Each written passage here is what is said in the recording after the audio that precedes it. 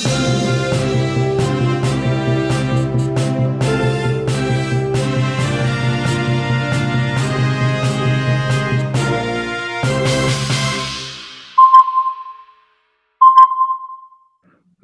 दोस्तों, ocean network में आपका स्वागत है। मैं हूं ओमकार चौधरी। बुधवार को कांग्रेस की दरिद्रगी एक बार फिर सामने आ गई। राहुल गांधी के 3 कार्यक्रम घोषित किए गए थे, 22, 23 और 24 जनवरी। दिल्ली में 3 अलग-अलग जगहों पर अलग-अलग विधानसभा क्षेत्रों में कार्यक्रमों को संबोधित करेंगे, उपस्थितों को संबोधित करेंगे, अपनी पार्टी के लिए प्रचार करेंगे। 22 को सदर विधानसभा क्षेत्र के लिए इंद्रलोक मेट्रो स्टेशन के पास सभा रखी गई थी और राहुल गांधी नहीं पहुंचे। वैसे एक दिन पहले कर्नाटक के बेलगावी में भी नहीं पहुंचे थे। वहां उनकी बहन प्रियंका गांधी वाड्रा पहुंची थी। यह बताया गया कि साहब राहुल गांधी की तबीयत ठीक नहीं है। चलिए मान लिया कि राहुल गांधी की तबीयत ठीक नहीं है, पर राहुल गांधी के बाद क्या अब इतनी दरिद्रगी हो गई है कांग्रेस के भीतर कि कोई दूसरा नेता सेकंड लाइन का वहां पहुंच जाता, लोगों को संभालता, उनको हौसला देता और जो अरविंद केजरीवाल की पिछले 10-11 साल की कारस्तानियां रही हैं उनके बारे में संबोधित करता। ले दे करके जो इनके प्रदेश अध्यक्ष हैं दिल्ली के देवेंद्र यादव, वो वहां पर थे, उन्होंने ही सभा को संबोधित किया। एक तरफ तो साहब कांग्रेस पार्टी है जिसमें मुझे लगता है कि राहुल गांधी को अपने से ज्यादा भरोसा किसी और पर है ही नहीं। उनको लगता है कि मैं ही स्टार प्रचारक हूं, मैं ही संदेशवाहक हूं और मुझसे बेहतर कम्युनिकेटर पार्टी के भीतर है नहीं, इसलिए मेरी तबीयत खराब है तो उसके बाद फिर और कौन जा सकता है, या किसी और को चमकने का मौका क्यों दिया जाए। अब कुछ वेबसाइट्स ने बड़े अजीबोगरीब हेडिंग लगाए साहब। एक टीवी 18 न्यूज 18 की एक वेबसाइट है, उस पर हेडिंग लगा कांग्रेस के लिए बुरी खबर, राहुल गांधी पड़े बीमार, दिल्ली चुनाव रैली में नहीं हो सके शामिल, लोग करते रहे इंतजार। अब ये कांग्रेस के लिए बुरी खबर है या अच्छी खबर है, इसका फैसला तो कांग्रेस ही करें तो ज्यादा बेहतर है। वैसे देश और दूसरी पॉलिटिकल पार्टियों और लीडरशिप में तो एक मैसेज यही जा रहा है कि जहां जहां पैर पड़े संतन के तहते बंटाधार। राहुल गांधी जहां जहां जाते हैं वहां कांग्रेस पार्टी की लुटिया ही डूबती है। अब वो कर्नाटक और तेलंगाना का श्रेय लेना चाहें तो ले लें, लेकिन तेलंगाना में जो बीआरएस की सरकार थी यानी केसीआर की, उसके धत कर्मों की वजह से वो बाहर गई और भारतीय जनता पार्टी उतनी बड़ी शक्ति अभी भी तेलंगाना में नहीं है कि उसको चुनते वहां के मतदाता, तो उन्होंने कांग्रेस पार्टी को चुन लिया। कर्नाटक में अगर कांग्रेस की सरकार बनी है तो क्या सिद्धारमैया या डीके शिव कुमार या दूसरे लोग ये कहेंगे कि राहुल गांधी की वजह से बनी है? और हिमाचल में तो जिस समय हिमाचल में चुनाव चल रहा था उस समय तो ये भारत जोड़ो तोड़ो यात्रा पर थे, तो हिमाचल में तो ये एक भी सभा के लिए नहीं गए। तो 3 राज्यों में इनकी सरकारें हैं और वहां इनका कंट्रीब्यूशन शून्य समझिए आप। झारखंड, वहां तो हेमंत सोरेन ने ही जो कुछ किया है, उनकी पत्नी ने जो कुछ किया है, उसकी वजह से वो फिर से सत्ता में आए हैं। राहुल गांधी के पास तो उस समय फुर्सत ही नहीं थी, वो तो वायनाड में प्रियंका गांधी वाड्रा के लिए लगे हुए थे। और इसी तरीके से तमिलनाडु, जहां ये एक और सरकार एम के स्टालिन की उसमें शामिल है, तो वहां भी राहुल गांधी की कुछ खास भूमिका नहीं रही। कहने का आशय ये है कि जिन जिन राज्यों में राहुल गांधी गए हैं वहां तो कांग्रेस को कोई फायदा मिला नहीं है। और ताजा उदाहरण तो हरियाणा का है। महाराष्ट्र में तो फिर भी ये उतना नहीं गए, लेकिन हरियाणा में तो भाई बहन दोनों ही गए थे, दोनों ही कई सभाएं करके आए थे, रोड शो करके आए थे। नतीजा क्या निकला? ठन ठन गोपाल। भारतीय जनता पार्टी की फिर से सरकार बन गई, तीसरी बार सरकार बन गई, और कांग्रेस पार्टी अपनी सरकार नहीं बना पाई।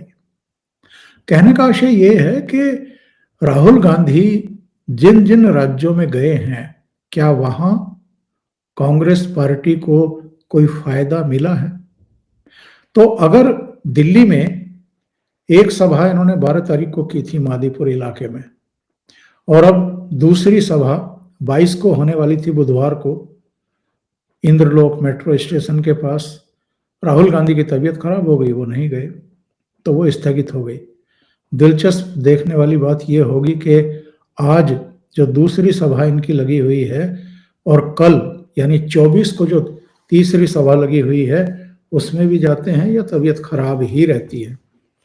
और अगर राहुल गांधी की वाकई तबीयत खराब रहती है तब तो ये माना जाएगा कि जो 2020 में इन्होंने किया था, यानी बड़ी जोर शोर से तैयारियां तो की थी, घोषणा पत्र तो जारी किया था, सबके नॉमिनेशन दाखिल तो कराए थे, और ये संकेत भी दिए थे कि हम पूरी जान लगा करके जो है चुनाव लड़ेंगे, लेकिन बाद में बैकआउट कर गए थे। इनको लगा था कि अगर हमने ताकत लगा करके अरविंद केजरीवाल के वोट को काट दिया, यानी जो मुस्लिम हैं और जो दूसरे मतदाता हैं उनमें सेंध लगा दी अगर कांग्रेस ने, और वो दो जगह बट गए, यानी कांग्रेस और आम आदमी पार्टी में, तो कहीं भारतीय जनता पार्टी की सरकार ना बन जाए।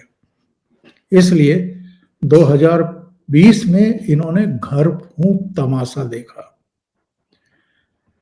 सबसे न्यूनतम स्तर पर पहुंच गई कांग्रेस दिल्ली में 4.3% पर, और एक भी सीट नहीं आई। कहां तो शीला दीक्षित का जो लास्ट इलेक्शन था 2008, उसमें करीब 40% के आसपास इनके वोट शेयर थे और वो पूर्ण बहुमत की मुख्यमंत्री बनी थी।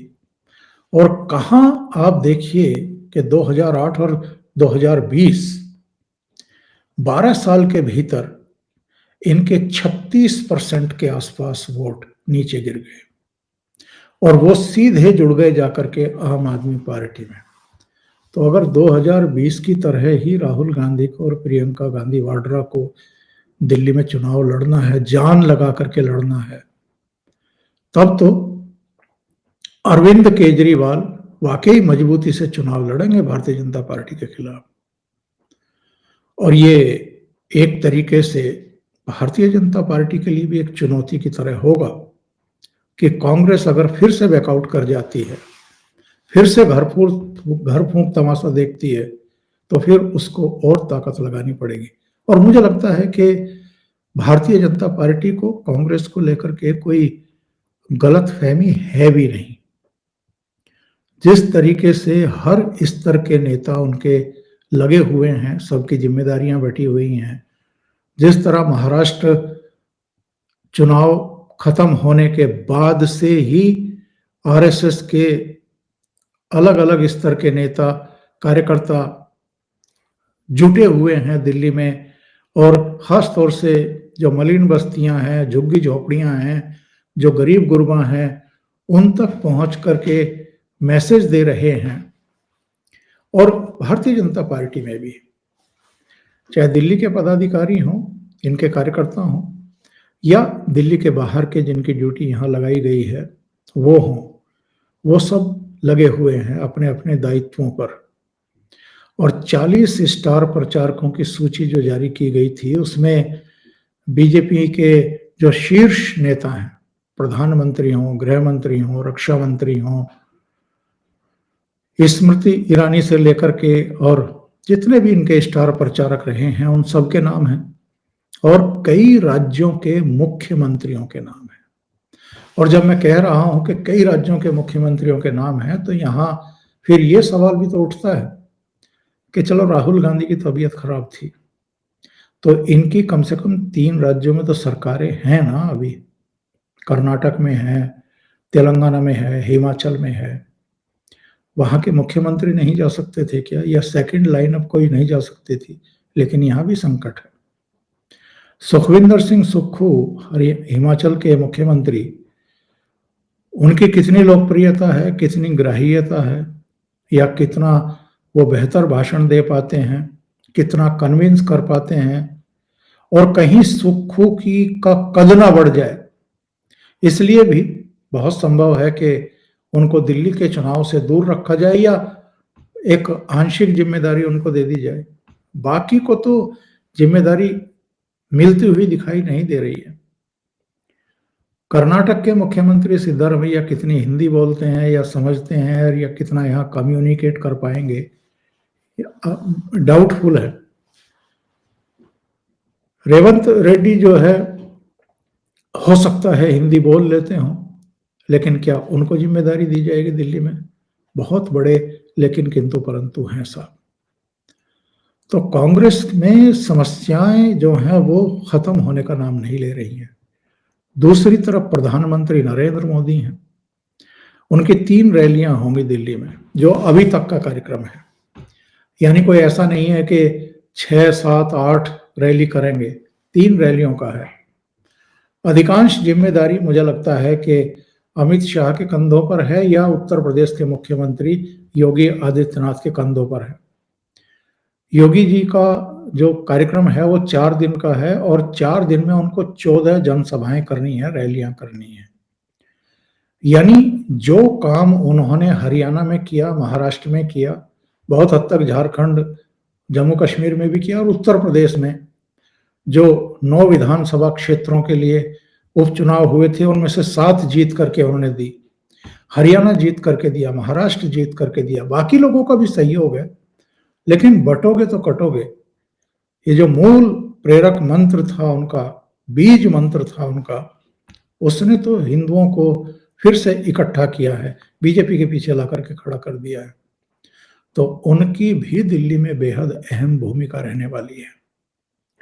3 सभाएं प्रधानमंत्री की और 14 योगी आदित्यनाथ की। तो बुधवार को प्रधानमंत्री का एज सच कोई वैसा कार्यक्रम नहीं था कि जनसभा को संबोधित करें या कोई रोड शो करें, पर उन्होंने बूथ लेवल के कार्यकर्ताओं से बातचीत की और उनको जिम्मेदारियां सौंपी। 15-15, 20-20 दिन कार्यकर्ताओं की एक टोली बने, 10-10 घरों के संपर्क में रहें जब तक मतदान ना हो जाए। 50% से अधिक मतदान हर बूथ पर हो, ये जिम्मेदारी उन्होंने सौंपी है। बीजेपी के पक्ष में 50% से ज्यादा मतदान हो, ये जिम्मेदारी सौंपी है। तो भारतीय जनता पार्टी काम करती हुई दिखाई दे रही है। अरविंद केजरीवाल और उनके सारे जितने भी नेता और कार्यकर्ता हैं, सब काम करते हुए दिखाई दे रहे हैं। उनके तो पंजाब के मुख्यमंत्री और वहां के भी जो मंत्री वगैरह हैं और जो पर्दे के पीछे से सरकार में शामिल लोग, सब लगे हुए हैं। और नई दिल्ली क्षेत्र में तो ज्यादा ही लगे हुए हैं, जहां अरविंद केजरीवाल को इस बार जबरदस्त चुनौती मिल रही है। भारतीय जनता पार्टी ने साहब सिंह वर्मा के बेटे प्रवेश वर्मा को उनके सामने उतार दिया, और कांग्रेस पार्टी ने शीला दीक्षित के बेटे संदीप दीक्षित को उतार दिया। तो केजरीवाल तो फंस गए इस बार नई दिल्ली क्षेत्र में, इसलिए उनको ज्यादा ताकत लगानी पड़ रही है। लेकिन भारतीय जनता पार्टी और आम आदमी पार्टी वो इस बार भी लड़ती हुई दिखाई दे रही हैं। कांग्रेस पार्टी लड़ती हुई दिखाई नहीं दे रही। अभी के लिए इतना ही। बहुत बहुत धन्यवाद। अगर आपको ये चैनल और इसके कंटेंट पसंद आ रहे हैं तो लाइक करें, कमेंट करें, वीडियो को शेयर भी करें। अभी तक अगर आपने ये चैनल सब्सक्राइब नहीं किया है तो सब्सक्राइब कर लें, साथ में लगे बेल आइकॉन को दबा दें ताकि आगे आने वाले वीडियो और उनके नोटिफिकेशन आप तक पहुंचते रहें। बहुत बहुत धन्यवाद। नमस्कार।